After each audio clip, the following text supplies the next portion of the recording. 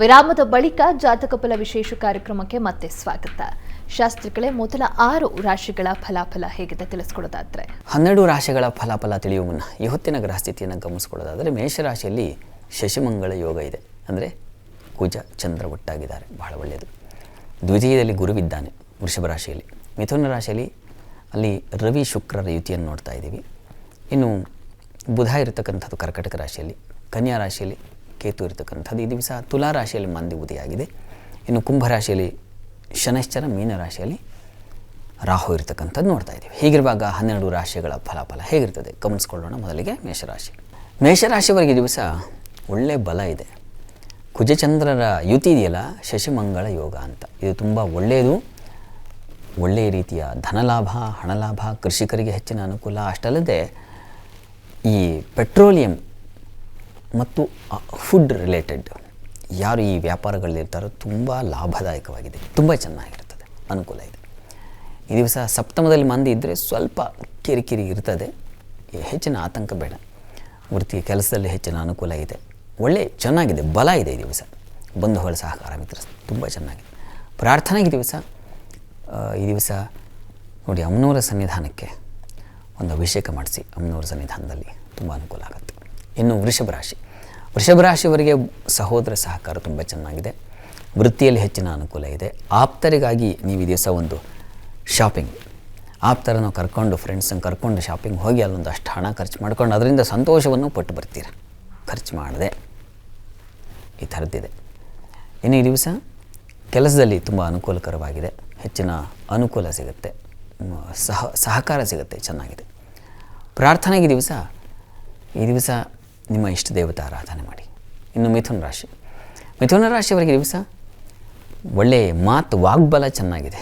ಮಾತಿನಿಂದ ಕಾರ್ಯ ಸಾಧನೆ, ಲಾಭ ಗಳಿಸ್ತೀರಾ. ವ್ಯಾಪಾರಿಗಳಿಗೆ ತುಂಬ ಚೆನ್ನಾಗಿದೆ. ಕೆಲಸ ಕಾರ್ಯಗಳಲ್ಲಿ ಅನುಕೂಲವನ್ನೇ ಕಾಣ್ತೀರಾ, ಸಂಶಯ ಇಲ್ಲ. ವ್ಯವಹಾರದಲ್ಲಂತೂ ತುಂಬ ಚೆನ್ನಾಗಿದೆ. ಹೋಟೆಲ್ ಇಂಡಸ್ಟ್ರಿಯವರಿಗೆ ತುಂಬ ಲಾಭದಾಯಕವಾಗಿದೆ ಈ ದಿವಸ ಪಂಚಮದಲ್ಲಿ ಮಕ್ಕಳ ವಿಚಾರದಲ್ಲಿ ಸ್ವಲ್ಪ ಕಿರಿಕಿರಿ ಆಗುತ್ತೆ. ಹೀಗಾಗಿ ಲಲಿತಾ ಸಹಸ್ರನಾಮ ಹೇಳ್ಕೊಳ್ಳಿ, ತುಂಬ ಅನುಕೂಲ ಆಗುತ್ತೆ. ಇನ್ನು ಕರ್ಕಟಕ ರಾಶಿಯವರಿಗೆ ದಿವಸ ರಾಶ್ಯಾಧಿಪತಿ ಕರ್ಮಾಧಿಪತಿ ಜೊತೆಗೆ ಸೇರಿಬಿಟ್ಟಿದ್ದಾನಲ್ಲ, ಇದು ತುಂಬ ಒಳ್ಳೆಯದು. ಈ ದಿವಸ ರುಚಕ ಯೋಗ. ಹೀಗಾಗಿ ಕೆಲಸದಲ್ಲಿ ಹೊಸ ಸಾಧನೆ ಉಂಟಾಗುತ್ತೆ, ಪ್ರಶಂಸೆ ಪಾತ್ರ ಆಗ್ತಾರೆ, ಬಡ್ತಿ ಸಿಗ್ತಕ್ಕಂಥದ್ದು. ಅದರಲ್ಲೂ ಹೋಟೆಲ್ ಇಂಡಸ್ಟ್ರಿಯವರಿಗೆ, ಸೇನೆಯಲ್ಲಿರ್ತಕ್ಕಂಥವರಿಗೆ, ಪೊಲೀಸ್ ಡಿಪಾರ್ಟ್ಮೆಂಟ್ ಆಗಬಹುದು, ಅಥವಾ ಕೃಷಿ ಸಂಬಂಧಿ, ಧಾನ್ಯ ಸಂಬಂಧಿ, ವಸ್ತ್ರ ಸಂಬಂಧಿ, ಹಾಲು ಹೈನು ಸಾಕಷ್ಟು ಕ್ಷೇತ್ರಗಳಿದ್ದಾವೆ. ಅಂಥ ಕ್ಷೇತ್ರ ಎಲ್ಲ ತುಂಬ ಚೆನ್ನಾಗಿದೆ, ಲಾಭದಾಯಕವಾಗಿದೆ. ಇನ್ನು ಈ ದಿವಸ ಸ್ವಲ್ಪ ಪ್ರಯಾಣದಲ್ಲಿ ತೊಡಕನ್ನು ಸೂಚಿಸ್ತಾ ಇದೆ. ಸ್ವಲ್ಪ ಹುಷಾರಾಗಿ ಓಡಾಡಿ, ವಾಹನ ಸಂಚರಿಸುವಾಗ ದೂರ ಪ್ರಯಾಣ ಇದ್ದರೆ ಸ್ವಲ್ಪ ಎಚ್ಚರಿಕೆ ತಗೊಳ್ಳಿ. ಗ್ರಾಮ ದೇವತಾ ದರ್ಶನ ಮಾಡಿ. ಹೆಚ್ಚಿನ ಶುಭಫಲ ಇರೋದ್ರಿಂದ ಆತಂಕ ಬೇಡ, ಚೆನ್ನಾಗಿರೋದನ್ನು ಅನುಭವಿಸಬೇಕು. ಸಿಂಹರಾಶಿಯವರಿಗೆ ಈ ದಿವಸ ವೃತ್ತಿಯಲ್ಲಿ ಹೆಚ್ಚಿನ ಅನುಕೂಲ ಇದೆ. ದೈವ ಸಹಾಯ ತುಂಬ ಚೆನ್ನಾಗಿದೆ. ಈ ದಿವಸ ಒಂದು ಒಳ್ಳೆಯ ಕಾರ್ಯಗಳಲ್ಲಿ, ಶುಭ ಕಾರ್ಯಗಳಲ್ಲಿ ಭಾಗಿಯಾಗ್ತೀರಾ. ಶುಭ ಕಾರ್ಯ ಅಂತಂದರೆ ಸಜ್ಜನರ ಭೇಟಿಯಾದರೆ ಅದೇ ಒಂದು ಶುಭ ಕಾರ್ಯವೇ, ಸಂಶಯ ಇಲ್ಲ. ಅಂಥದ್ದೊಂದು ಏರ್ಪಾಡಾಗುತ್ತೆ. ಉತ್ತಮರ ಒಡನಾಟ ಚೆನ್ನಾಗಿದೆ. ವ್ಯವಹಾರಗಳಲ್ಲಿ ತುಂಬ ಚೆನ್ನಾಗಿರುತ್ತೆ, ಲಾಭದಾಯಕವಾಗಿದೆ. ಸ್ವಲ್ಪ ಸೇವಕರಿಂದ ಅಸಮಾಧಾನ ಇರ್ತದೆ. ಯಾವುದೋ ಕೆಲಸ ಒಪ್ಪಿಸಿದರೆ ಆಗೋದಿಲ್ಲ ಅದು. ಈ ದಿವಸ ನಿಮಗೆ ಸ್ವಲ್ಪ ವರ್ಕ್ ಪ್ರೆಷರ್ ಥರ, ಅಂದರೆ ಈ ಕೆಲಸನೂ ಮಾಡಿ ಮಾಮೂಲಿ ಕೆಲಸನೂ ಮಾಡಬೇಕಾದ ಪರಿಸ್ಥಿತಿ ಬರ್ತದೆ.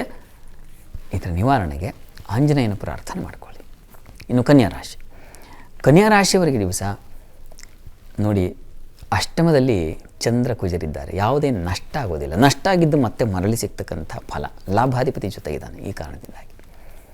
ಹೀಗಾಗಿ ಯಾವುದಾದ್ರು ವಸ್ತು ಕಳೆದು ಹೋಗಿದ್ದರೆ ಅದರ ಸೂಚನೆ ಬರ್ತಕ್ಕಂಥದ್ದು, ಅಥವಾ ಇದೇ ಒಂದು ಫೋನ್ ಕರೆ ಬರುತ್ತೆ, ಇಲ್ಲಿದೆ ನಿಮ್ಮ ವಸ್ತು, ಗಾಬರಿ ಬೇಡ ಅಂತ. ಈ ಥರ ಅನುಕೂಲ ಚೆನ್ನಾಗಿದೆ. ಸ್ವಲ್ಪ ಆಹಾರ ವ್ಯತ್ಯಾಸ ಮಾಡ್ಕೊಳ್ಳೋ ಸಾಧ್ಯತೆ ಇದೆ. ಕುಟುಂಬದಲ್ಲಿ ಘರ್ಷಣೆಗಳು ಸಣ್ಣ ಪುಟ್ಟ ರೀತಿಯಲ್ಲಿ. ಹೀಗಾಗಿ ಸ್ವಲ್ಪ ಸಮಾಧಾನವಾಗಿ, ಯಾವುದೇ ಸಂದರ್ಭ ಬರೋದು ಕೋಪದಿಂದಾಗಿ, ಕೋಪ ಶಮನ ಮಾಡಿಕೊಳ್ಬೇಕು. ಅದಕ್ಕೆ ತಾಳ್ಮೆ ಬೇಕು, ಸಹನೆ ಬೇಕು, ಇದು ಬೇಕು ಈ ದಿವಸ. ಕೆಲಸದಲ್ಲಿ ತುಂಬ ಚೆನ್ನಾಗಿದೆ. ವೃತ್ತಿಯಲ್ಲಿ ಲಾಭದಾಯಕವಾಗಿದೆ, ಹೆಚ್ಚಿನ ಅನುಕೂಲ ಇದೆ. ಈ ದಿವಸ ನೀವು ಅನ್ನಪೂರ್ಣೇಶ್ವರಿ ಪ್ರಾರ್ಥನೆ ಮಾಡಿ. ಇನ್ನುಳಿದ 6 ರಾಶಿಗಳ ಫಲಾಫಲಗಳನ್ನು ತಿಳಿಸ್ಕೊಡಿ ಶಾಸ್ತ್ರಿಗಳೇ. ಅದಕ್ಕೂ ಮುಂಚೆ ಮತ್ತೊಂದು ವಿರಾಮ ತಗೊಂಡು ಬರೋಣ. ಜಾತಕ ಫಲ ವಿಶೇಷ ಕಾರ್ಯಕ್ರಮ ಮುಂದುವರಿಯುತ್ತೆ ಮತ್ತೊಂದು ಪುಟ್ಟ ವಿರಾಮದ ಬಳಿಕ.